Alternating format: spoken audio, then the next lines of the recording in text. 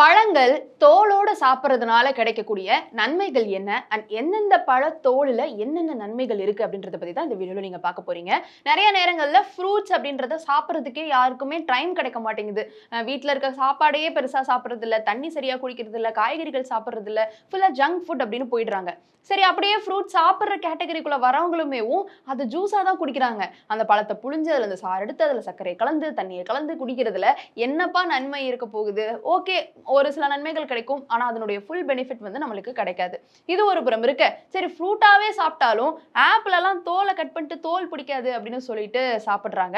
அதுக்கு வேறு சில காரணங்களும் இருக்கு. ஆப்பிள்ல வந்துட்டு வேக்ஸ் இருக்கிறதுனால அதை சாப்பிட பிடிக்கல அப்படின்ற ஒரு காரணத்தினால அதை நம்ம வேற மாதிரி கிளீன் பண்ணி தோலோட தான் சாப்பிடணும் அப்படின்னு தான் வந்துட்டு சொல்றாங்க. ஸோ ஒருவேளை வேக்ஸ் இருக்கிற ஆப்பிள் அப்படின்னு உங்களுக்கு ஃபீல் ஆகுதுன்னா கொஞ்ச நேரம் சுடு தண்ணியில போட்டு அதை வச்சுட்டு அதை அப்படியே கிளீன் பண்ணா போயிடும். இல்லைன்னா லைட்டா கத்தி எடுத்து மேலே மட்டும் உரசினாலே அந்த வேக்ஸ் எல்லாமே வந்துடும். இதுக்காக தோலையே அவாய்ட் பண்ண வேண்டாம் அப்படின்னு தான் வந்துட்டு சொல்லப்படுது. ஸோ ஆப்பிள் மட்டும் கிடையாது, நிறைய பழங்கள்ல தோலில் அதிக சத்து இருக்கு. பழத்துலையும் சத்து இருக்கு, தோலில் அதை விட அதிக சத்துக்கள் வந்து இருக்கிற பட்சத்துல எந்தெந்த பழத்தோல்ல என்னென்ன சத்துக்கள் இருக்குன்னு பார்க்கலாம். ஸோ சப்போட்டா, மாம்பழம், திராட்சை, கொய்யா, ஆப்பிள், சாத்துக்குடி இதுலலாம் வந்துட்டு இதனுடைய தோள்கள்ல தான் சத்துக்கள் ரொம்ப ஜாஸ்தின்னு சொல்லப்படுது.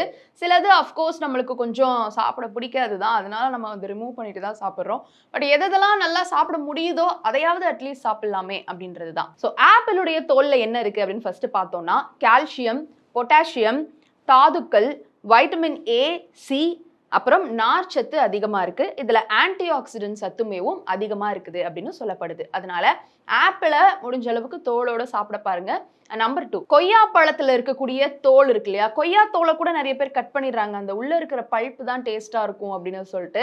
ஆனா கொய்யாவுடைய தோல்ல சருமத்தை காக்கக்கூடிய பல வைட்டமின்ஸ் வந்துட்டு இருக்குது அப்படின்னு சொல்றாங்க.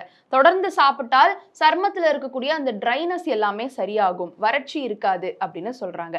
அடுத்ததா சப்போட்டா வந்துட்டு மேலே ரொம்ப மண்ணா இருக்கும். அண்ட் ஆல்சோ கண்டிப்பாக அதை நம்ம வந்து கிளீன் பண்ணிட்டு அதை தோலோடையே உரிச்சிட்டு தான் சாப்பிடுவோம். உள்ளே இருக்கிற பழம் தான் பிடிக்கும். பட் உங்களால் நல்லா வெளியில் இருக்கக்கூடிய அந்த மண் எல்லாத்தையுமே நல்லா கழுவிட்டு அதை தோலோட சாப்பிட முடிஞ்சா சாப்பிடுங்க. இந்த தோலில் காயங்களை விரைந்து ஆற்றக்கூடிய சில வேதிப்பொருட்கள் நிறைஞ்சிருக்கான்.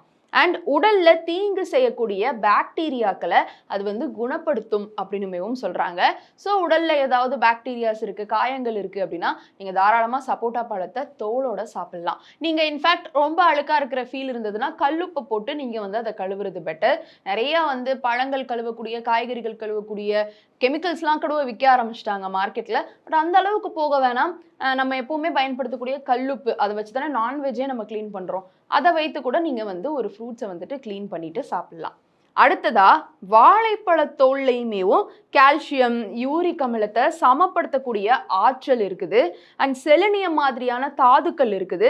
இதுல நார்ச்சத்து மலச்சிக்கலை வந்து போக்க உதவக்கூடியதாக இருக்குது அப்படின்னு சொல்றாங்க. வாழைப்பழ தோலை வந்து நம்மளால சாப்பிட முடியாதுதான். பட் நிறைய ஃபாரின் கண்ட்ரீஸ்லாம் தோலை கூட விட்டு வைக்காம சாப்பிடுவாங்க. நம்ம தோலை வந்து மாட்டுக்கு போட்டுருவோம், மாட்டுக்கு இந்த எல்லா சத்துக்களுமேவும் போய் சேர்ந்துரும். பட் முடிந்த அளவுக்கு அந்த தோல்ல ஏதாவது டீ மாதிரி பண்ணி குடிக்கலாம். அதாவது அது அப்படியே கடிச்சு அஃப்கோர்ஸ் நம்மளால சாப்பிட முடியாது அப்படின்ற சூழல்ல தோலை எடுத்து தண்ணியில போட்டு கொதிக்க வச்சு அந்த டீயை வந்துட்டு டீ மாதிரி குடிக்கிறாங்க. அப்படி கூட அந்த தோல்ல இருக்கக்கூடிய சத்துக்களை நீங்க பெறலாம். கடைசியா திராட்சையை தோலோட தான் சாப்பிடணும். அதை நிறைய பேர் தோலோட தான் சாப்பிட்றோம். ஆனா அதை வந்து ஜூஸ் புழிஞ்சு சாப்பிட்டு அந்த சக்கை எல்லாத்தையுமே தூக்கி எறிகிறதுல இருந்து எந்த சத்துக்களும் கிடைக்கிறது இல்லை. தோலோட சாப்பிடும் பொழுதுதான் அதனுடைய முழு நன்மை கிடைக்கும் அப்படின்னுமேவும் சொல்லப்படுது.